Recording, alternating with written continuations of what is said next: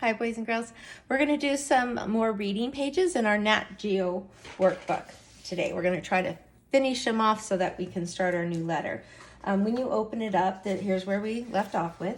All right, and it says to blend words with N. N was our letter of the week last week, so we're going to practice a little more. I wanted to show you something, boys and girls. This is something that we've been doing on Zoom. We've been doing a lot of sounding out words, but I wanted to do it as a lesson also, okay? Because on the lessons, you can really sit down and listen and take your time. If you want to, you can watch it over again. So I got the lowercase letters that we've done so far. We started out, when we first started our reading, we did the letter M. The second week we did S, and then we did T, P, C, A, and last week we did N. Now, once we got to the letter A, okay, and once we had the vowel, we were able to start blending sounds and to read and spell words. So I'm going to show you as I do this worksheet. We're going to blend these words. And then I told the kids on Zoom, I know a lot of kids have magnetic letters. They probably don't look like this because I brought these home from our classroom. They're probably the plastic ones that are lots of different colors. But this is a fun thing to do with your magnetic letters, is put the vowel, A, in the middle, and we can switch off the other consonants, okay? So I'm going to start out with, let's start out with this one right here. Okay, so we've got at. Okay, and what I did is I drew, this is my cookie sheet that I use for the magnets, and I just drew with the wipe off marker, and it'll wipe right off. So it's kind of nice to have the lines there so that the kids can see there's going to be 3 letters when we sound out these words. Okay, the first one I'm going to sound out starts with a P. So make all 3 sounds. You can touch them. P, at. Now blend the sounds together. P, at. And sometimes kids get it right away. There are quite a few kids in our class that don't even have to do that. They see the word and they'll go pat.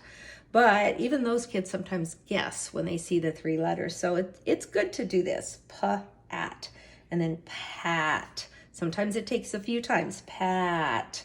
Okay, now don't be surprised, parents. Some kids will go p, at, and then they'll go tap. You know, they'll reverse. Oh, they'll say at.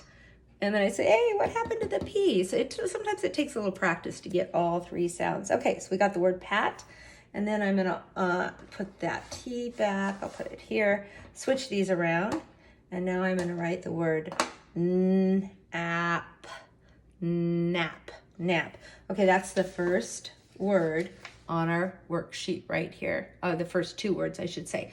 Nap and pat. It says, have children read the words, circle the word that names the picture. Well, there's a little boy in the picture and he's in bed. He's taking a nap.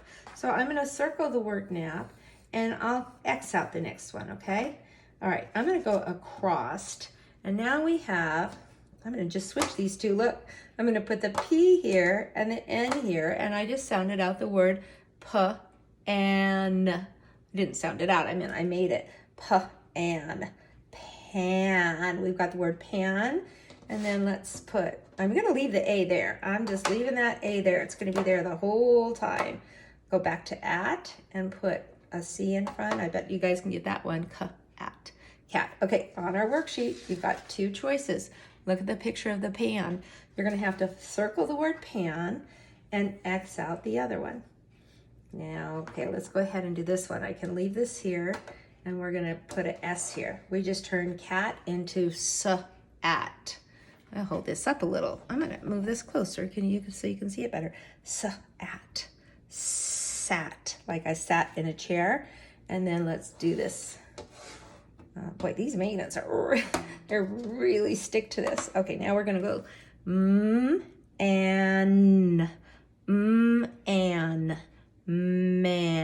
man. Take a look at the picture. What do you think that picture is? Is it a sat or a man? You guys know. I feel like I probably don't even need to finish this with you guys, but I'm gonna cross that off. Okay, and then I've got this will be easy. We're gonna put a P here. This one will be really easy because we don't have to switch the last letter here. Okay, let's sound this one out. K-ap, cap, okay? Or I can put this here and just change that to t-ap, tap. Those are rhyming words. We've got cap and tap. Cap and tap. I'm gonna go ahead and circle the cap. and I'm going to X out the tap. You know, I'm not going to do the whole page because I think you guys have got it, and I don't want to help you with every single one, right? So if you watch the lesson, these 4 will be easy. We did them together, and then you're going to sound out the 2 words here, sound out the 2 words here, and circle the one to match the picture.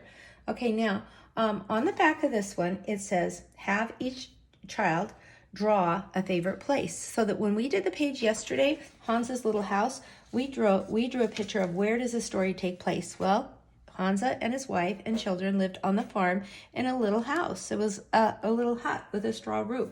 Okay, now it says to draw your favorite place. If you want to draw your own house, that's okay. But if you want to draw the park or the beach, I think for me, I would have to say the beach. I love going to the beach. I have not got to go this year very often.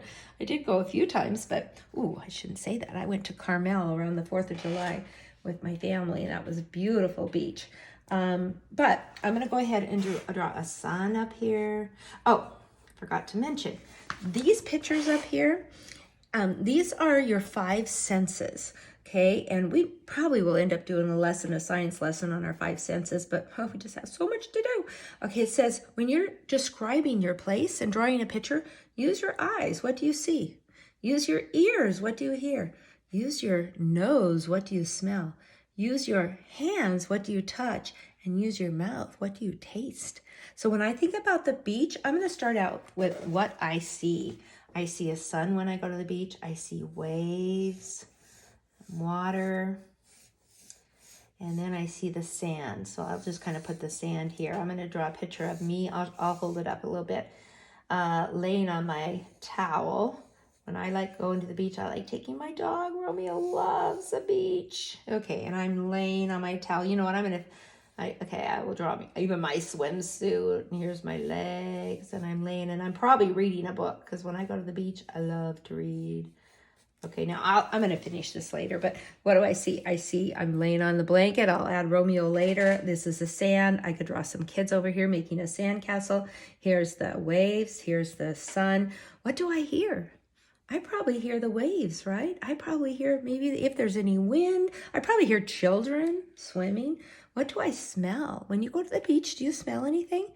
You know, I probably smell, maybe you smell fish. Maybe you smell the water, or you smell the ocean breeze. It smells a little different when you go to the beach than it does at your house. Maybe there's people eating. Maybe they're having a picnic on the beach and I smell their food. What do I feel? Well, I bet that's an easy one. I feel the sand, right? You get sand everywhere. What else do I feel? I feel the water. What do I taste? Have you ever been swimming in the ocean and you get water in your mouth? What do you taste? Water, yeah. And the salt? So the describing words are, how can you describe your favorite place? And if your favorite place is not the beach, that's fine. You might put the zoo, you might put the farm, you might put the pumpkin patch, you might put your house. But whatever you draw, it has to be a place, and then talk about it. Use your 5 senses to think about, how are you going to feel when you're there? And then maybe you'll add some more pictures, which is what I'll do later, okay? I'm going to fix it up a little bit later. Now, I want you to go ahead and do this page. I'm not going to spend too much time. It says to read the sentences. We're going to use a combination of, we got the sight word this again, okay? This is going to be on every single page. It just says, see this cat. Tap this cat. Look at the can. Tap the can. Oh, I guess when you get to tap, you get to tap it, right? See the cat, tap the mat. Okay, read those to a grown-up.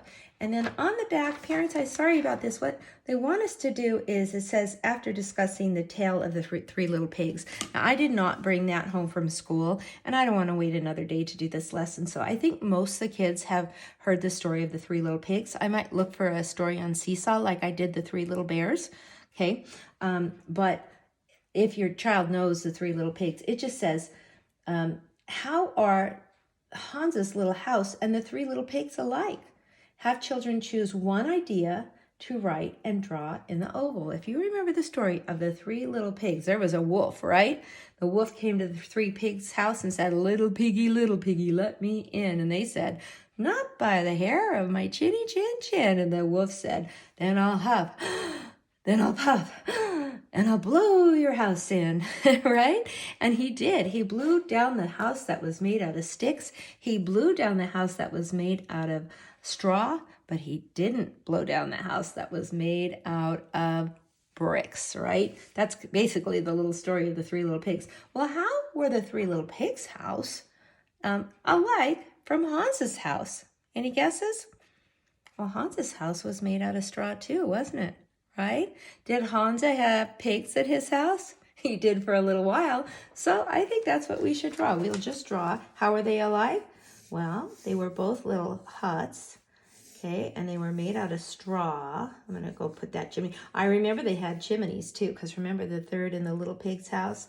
They end up boiling a big pot of water, and then the wolf climbs up and goes down the chimney, and then he falls in the boiling pot of water. Okay, so they both had houses made of straw, and they both had pigs lived inside. Now Hans's house, there was lots of pigs inside, right? Remember we counted 10? The three little pigs, there was 3 pigs. So I'm going to draw the 3 pigs here. Now, did both stories have a wolf? No, Hans's house did not have a wolf. So we're not going to draw the wolf, right? Because it says, how are those 2 stories alike? All right, I got my 1, 2, 3 little piggies. Okay, now both stories had pigs in it. Did they both have children? No. So we're not going to put the children. Did they both have dogs? No, only Hansa. Did they both have Hansa? No.